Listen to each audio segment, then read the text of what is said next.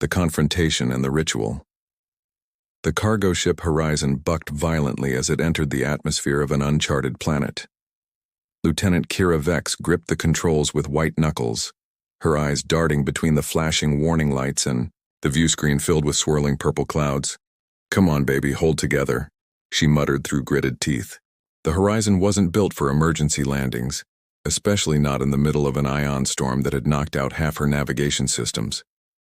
As the ship broke through the cloud layer, Kira caught glimpses of a vast azure landscape below, rolling hills, crystalline structures, and what appeared to be a sprawling city of gleaming spires.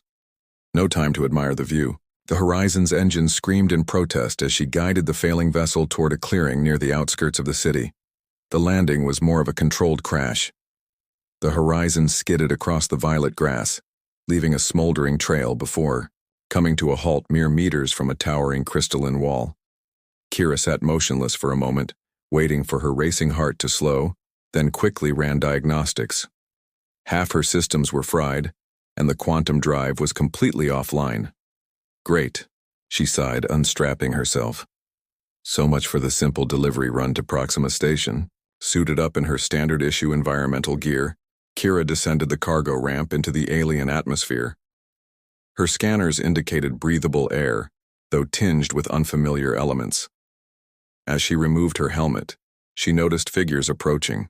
Tall, humanoid beings with blue-tinted skin and silver hair that seemed to flow like liquid in the breeze. At their center walked a female figure who commanded immediate attention. Taller than the others, her bearing regal, she wore an intricate silver circlet upon her brow. Behind her marched a hulking, blue-skinned warrior, at least 8 feet tall, muscles rippling beneath ceremonial armor adorned with strange glyphs. "I am Empress Nylara of the Azuran Dominion," the female announced, her voice melodic yet authoritative. "You have trespassed upon sacred grounds, outsider."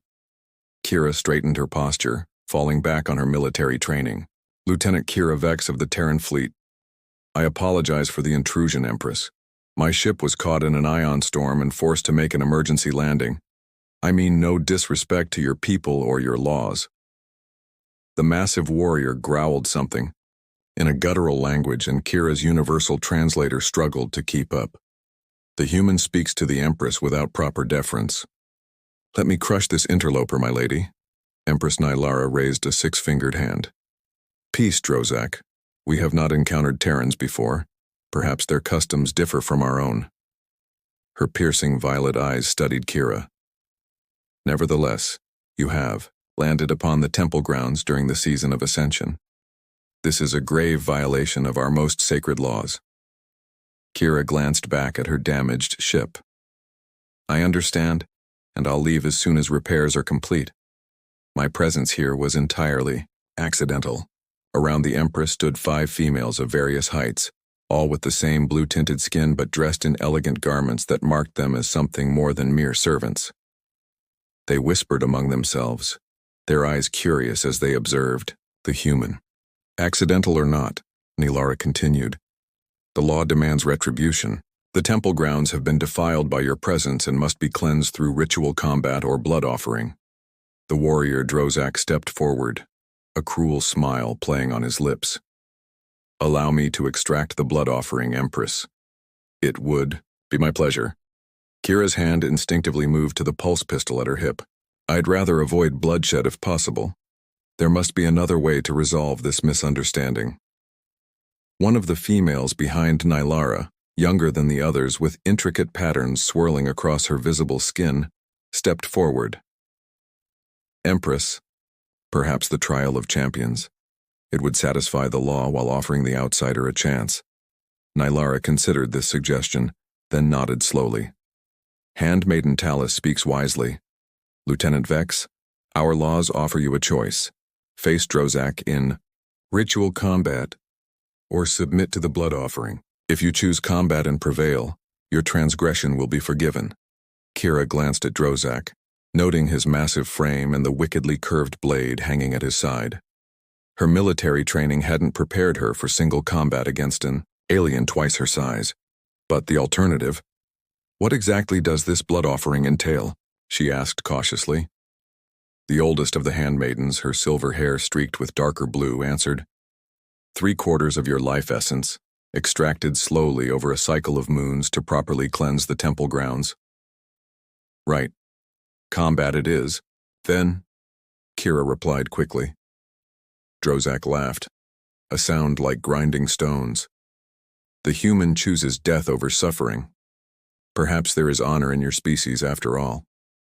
Within the hour, Kira found herself in a circular courtyard paved with luminescent bluestone. A crowd of curious Azuranians had gathered, their whispers creating a constant murmur. Empress Nylara sat on an elevated crystal throne, her 5 handmaidens arranged around her, their expressions ranging from concern to curiosity. Kira had been given a sword, an elegant but unfamiliar weapon in her hands. Her military training had included basic melee combat, but nothing that prepared her for facing this mountain of alien muscle. "The sacred combat begins when the twin moons align," announced the eldest handmaiden, whom Kira now knew as Vestra. "The laws forbid intervention. The combat ends with submission or death." Drozak entered the circle, his massive blade gleaming in the light of the setting sun. He moved with surprising grace for his size, circling Kira like a predator. "I will not make your death quick, human," he growled. "You will serve as an example to others who would defile our sacred grounds." Above them, 2 moons, one purple, one silver, began to align in the deepening twilight. The crowd fell silent. "Begin," commanded Empress Nylara as the moons perfectly overlapped. Drozak charged without hesitation, his blade whistling through the air. Kira barely dodged, rolling to the side as the weapon struck sparks from the stone where she had stood a moment before. Her military training kicked in. Assess, adapt, overcome. The alien warrior was powerful but predictable. After a few exchanges, Kira noticed his pattern. 3 aggressive strikes followed by a reset of his stance. His size gave him strength, but limited his mobility and speed. For several minutes they danced across the courtyard, Drozak growing increasingly frustrated as Kira evaded his attacks. The crowd's murmurs grew louder, and Kira caught glimpses of surprise on the faces of the handmaidens. "Stand still and face me with honor," Drozak roared, his patience wearing thin. "Sorry, not a fan of suicide," Kira quipped, ducking another powerful swing. What the warrior possessed in strength, he lacked in stamina. His movements were slowing, his breathing becoming labored. Kira, conditioned by years of military drills, maintained her pace. When Drozak raised his blade for a powerful overhead strike, Kira saw her opening. Instead of retreating, she stepped into his guard, slipping beneath his arms. Her sword found the gap in his armor at the waist, a vulnerability she had spotted during their combat. The blade slid through with horrifying ease. Time seemed to slow as Drozak's expression shifted from rage to disbelief. With a final surge of strength, Kira twisted the blade and pulled upward. The warrior's massive body toppled in 2 directions, blue blood spattering across the luminescent stones. A collective gasp rippled through the crowd. Kira stood breathing heavily, her sword dripping with alien blood as she faced Empress Nylara. The Empress's composure had shattered, her regal face drained of color. For the first time, uncertainty flickered in those violet eyes. Behind her, the handmaidens exchanged glances of shock and something else Kira couldn't identify. "I didn't want this fight," Kira said softly, lowering her weapon. "I just want to repair my ship and leave in peace." An elderly Azuranian stepped forward from the crowd. "The law is absolute, human. You have defeated the Empress's champion in fair combat. By the ancient codes of Azuran," the elder continued solemnly, "Empress Nylara and her royal handmaidens now belong to you. They are your concubines by ritual law." Kira's sword clattered to the ground. "They're my what?" "Your concubines," the elder repeated. "Bound to you by sacred law and blood." Before Kira could respond, Empress Nylara rose from her throne and approached. With trembling hands, she knelt before Kira. Her handmaidens immediately followed suit, heads bowed. "This is insane," Kira protested. "I don't want concubines. I just want to fix my ship and continue my mission." The elder shook his head gravely. To reject them would bring dishonor worse than death. The Empress and her handmaidens would be cast out, vulnerable to their enemies without protection. Kira looked at Naylara, still kneeling before her. Their eyes met, and for a brief moment, Kira saw not an alien empress but a woman caught in traditions she couldn't escape. This wasn't in any cultural briefing I ever received, Kira muttered, running a hand through her short auburn hair. As the twin moons shone overhead, casting their combined light across the courtyard, Kira Vex found herself bound by alien ritual to 6 blue-skinned women and wondering how a simple delivery mission had gone so spectacularly sideways. The bond and the betrayal. The Azuranian palace gleamed like a massive sapphire under the light of the twin moons. Kira paced the length of her assigned chamber, the events of the past day swirling in her mind like the ion storm that had brought her to this strange world. Ornate blue crystal fixtures illuminated the room with a soft azure glow, casting geometric shadows across the polished stone floor. "This is completely absurd," she muttered to herself. "I'm a cargo pilot, not some conqueror." A gentle knock interrupted her thoughts. "Enter," she called, instinctively straightening her posture. Handmaiden Talus entered, carrying a silver tray with strange fruits and what appeared to be wine. Behind her came Vestra, the eldest handmaiden, her expression unreadable. "We've brought refreshments, champion," Talus said, setting the tray on a low table. "You must be hungry after your ordeal." "Just Kira, please," she replied, eyeing the alien food warily. "Look, there has to be a way to resolve this situation that doesn't involve me owning people." Vestra approached, her silver blue hair shimmering in the light.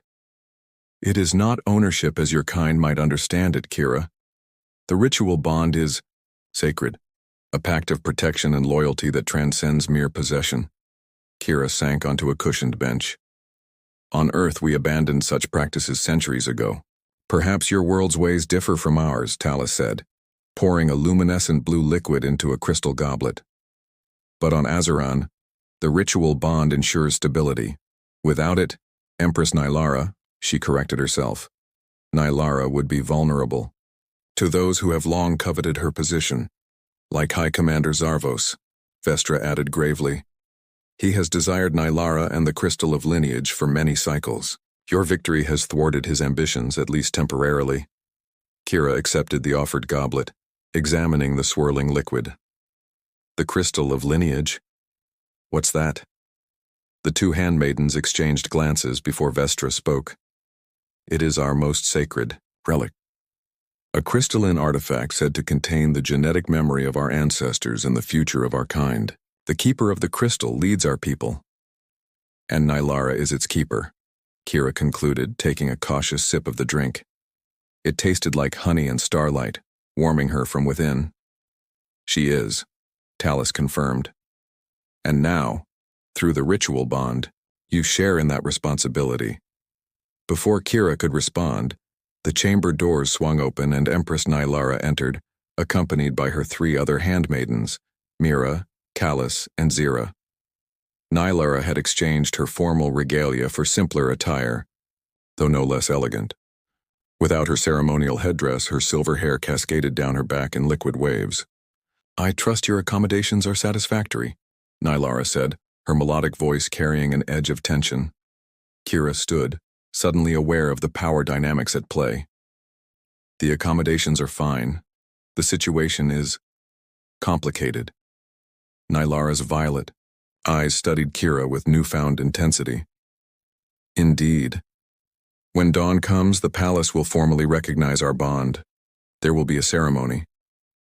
"Another ritual?" Kira asked warily. "The binding of essence," Mira explained, stepping forward. She was the most scholarly of the handmaidens, with intricate patterns tattooed around her eyes. "It will formalize our connection and attune the crystal of lineage to your presence." Kira ran a hand through her hair, a nervous habit from childhood. "And if I refuse?" "Then we are all vulnerable," Naylara stated simply. "Zarvos will claim it as proof of your unworthiness and challenge the ritual bond. Without formal binding, he could succeed." A heavy silence fell over the chamber. Kira moved to the window, gazing out at the alien cityscape bathed in moonlight. The responsibility thrust upon her was unwanted, yet the consequences of rejection seemed equally unpalatable. "Show me this crystal," she said finally. Nylara nodded to Zira, the youngest handmaiden, who produced a small, ornate box from within her robes. With reverent care, she opened it to reveal a translucent crystal that pulsed with inner light, shifting from deep blue to vibrant purple. As Kira approached, the crystal's glow intensified, the colors swirling more rapidly. A peculiar warmth spread through her fingers as she neared, though she didn't touch it. "It's responding to you," Kalis whispered, her eyes wide with surprise. "The crystal rarely reacts to outsiders." "What does that mean?" Kira asked. "It means," Nylara said, stepping closer, "that perhaps this accident of fate was not entirely accidental." That night, Kira slept fitfully, dreams filled with swirling colors and unfamiliar sensations. She awoke to find Zira sitting quietly by her bedside. "Forgiveness, champion," the young handmaiden said, rising quickly. "I was assigned to watch over you while you slept. Zarvos's spies are everywhere in the palace." Kira sat up, noting the first light of dawn filtering through the crystal windows. "Is he that dangerous?" "More than you know," Zira replied, her voice barely above a whisper. "He commands the military and many nobles fear him. They will support whoever holds power."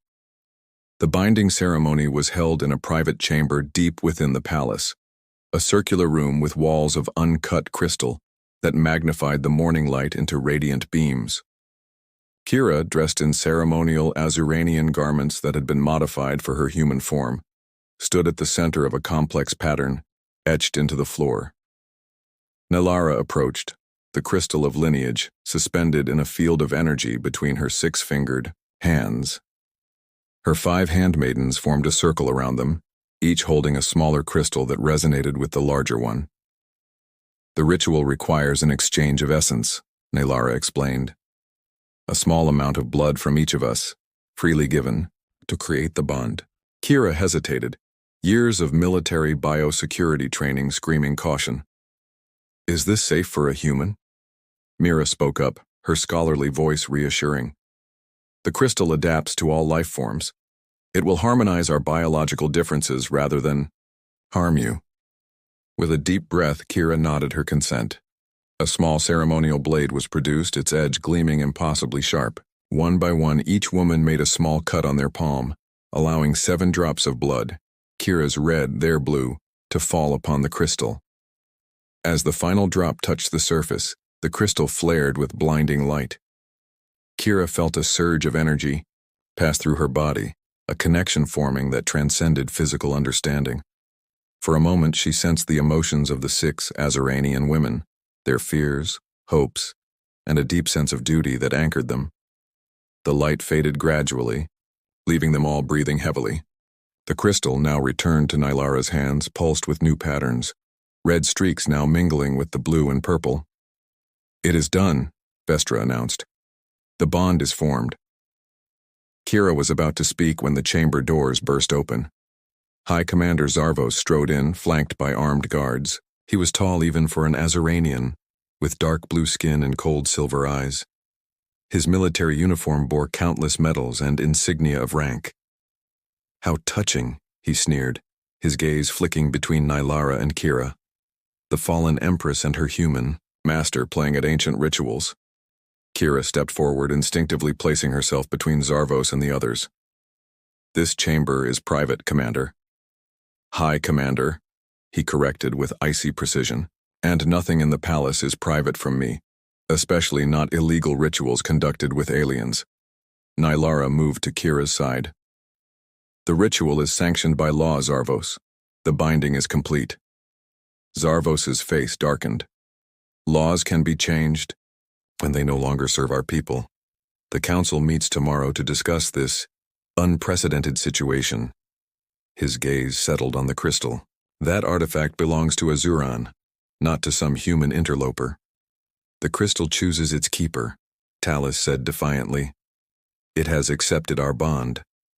With a dismissive gesture, Zarvos turned to leave. Enjoy your remaining hours of harmony. Tomorrow, everything changes.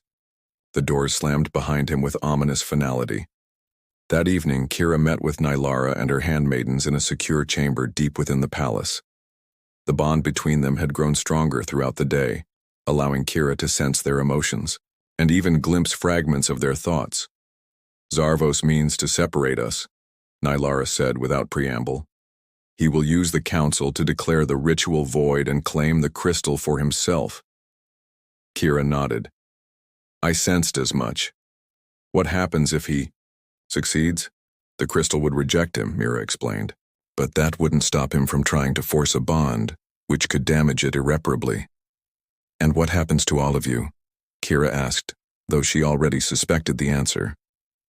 Those who resist would be eliminated, Vestra said grimly. Those who submit would face a worse fate.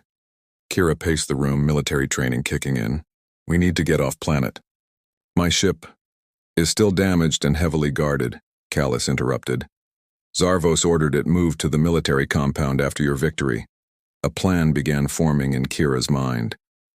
Is there another way to reach orbit? Some transportation we could requisition? Zira, who had been quiet until now, spoke up. The Royal Shuttle. It's small but spaceworthy, kept in the private hangar beneath the east wing. It would only seat 4 comfortably, Talus pointed out. Kira met each of their gazes in turn. Then we split up. Nylara and 2 others take the shuttle to orbit. The rest stay with me and we'll find another way off planet once they're safe. A heavy silence fell over the room. The bond pulsed between them, each feeling the other's conflict. I should stay, Nylara finally said. As Empress, as Keeper of the Crystal, Kira interrupted firmly. You need to go. That's our priority. After much debate, it was decided. Nylara would depart with Mira and Zira, while Vestra, Talus, and Callus would remain with Kira. The plan was set for midnight, when the guard rotation would provide the best opportunity. They made final preparations. Nylara approached Kira privately. I misjudged you, human. When you first crashed upon our sacred grounds, I thought you a threat to be eliminated. Kira smiled wryly. And now? Now I see why the crystal responded to you. Nylara reached out, her 6-fingered hand tracing Kira's cheek with surprising tenderness. There is more to your species than I imagined. The moment was interrupted by alarms blaring throughout the palace. Talus burst into the chamber, her face pale. Zarvos has moved early. His guards are seizing the council members who would oppose him. The shuttle, Kira said urgently. We need to go now. Their escape through the palace corridors was a blur of shadow and tension. The bond between them provided an unexpected advantage. Each instinctively knew the other's movements, functioning as a single unit rather than 7 individuals. When they reached the hangar, they found it suspiciously unguarded. It's a trap, Vestra warned. Kira nodded, eyes scanning the shadows. Probably, but it's our only option. As they approached the shuttle, Zarvos emerged from behind it, a cruel smile playing on his lips. Predictable. Did you think I wouldn't anticipate your every move? Guards materialized from hidden positions, weapons raised. Kira stepped forward, placing herself between Zarvos and the others. This ends now, Zarvos, she said evenly. The ritual bond is complete. The crystal has chosen. The High Commander laughed coldly. Primitive human. You understand nothing of our ways. His gaze shifted to Nylara. Give me the crystal willingly, and I may allow you to live as my consort instead of hers. Never, Nylara replied. The crystal, pulsing brighter in her hands. What happened next would later be recorded in Azuranian history as the convergence of wills. Acting on instinct, Kira reached back without looking. Nylara placed the crystal in her hand, and the moment their skin made contact with the artifact simultaneously, a shockwave of energy erupted outward. The guards were thrown back, weapons clattering uselessly to the floor. Zarvos alone remained standing, though visibly shaken. The crystal blazed with light, red and blue energy swirling together in perfect harmony. Kira felt the connection between herself Nylara and the handmaidens, strengthened tenfold. Through the bond she sensed not just their emotions, but their very essence, and they hers. Knowledge flowed between them. Azuranian history, Earth customs, personal memories, hopes, and fears. Impossible, Zarvos whispered, his composure finally cracking. The crystal cannot bond with a non-Azuranian. It seems, Kira said, her voice oddly harmonized with Nylara's, that the crystal disagrees. With a howl of rage, Zarvos drew his ceremonial blade and lunged forward. Kira moved with inhuman speed, or rather with Azuranian reflexes channeled through the bond. She sidestepped his attack and, with perfect form, taught by generations of Azuranian warriors flowing through her consciousness, disarmed him with a single precise movement. The High Commander fell to his knees, defeat written across his features. The guards recovering from the shockwave looked uncertainly between their fallen leader and the 7 women standing united. The law is absolute, Vestra announced, her voice carrying the weight of tradition. The bond is recognized by the crystal itself. All must honor it or face exile. In the days that followed, word spread throughout Azuran of the miraculous bond between the human champion and the Empress. The crystal's unprecedented response became a symbol of a new era, one that would eventually lead to the first formal alliance between Earth and Azuran. As for Kira Vex, the cargo pilot who had crashed, on sacred ground, she found herself walking a path never before traveled by human or Azuranian. The ritual bond, initially forced by ancient law, evolved into something deeper, a bridge between worlds and a testament to the power of connection across the stars. Standing on the palace balcony overlooking the azure landscape, Kira felt the presence of Nylara and the handmaidens through their bond before they physically joined her. "Your ship is almost repaired," Nylara said, coming to stand beside her. "Soon you can return to Earth with news of our world." Kira smiled, watching the twin moons rise in the alien sky. "Not alone, I think. The Terran fleet should meet the Empress of Azuran properly, don't you agree?" Nylara's 6-fingered hand found Kira's 5-fingered one, their skin tones blue and tan, contrasting yet somehow harmonious. "The ritual may have bound us by law," Nylara said softly. "But what keeps us together now is something far more powerful." Behind them, the crystal of lineage pulsed with the promise of a future neither world could have imagined before a damaged cargo ship crash-landed on sacred ground.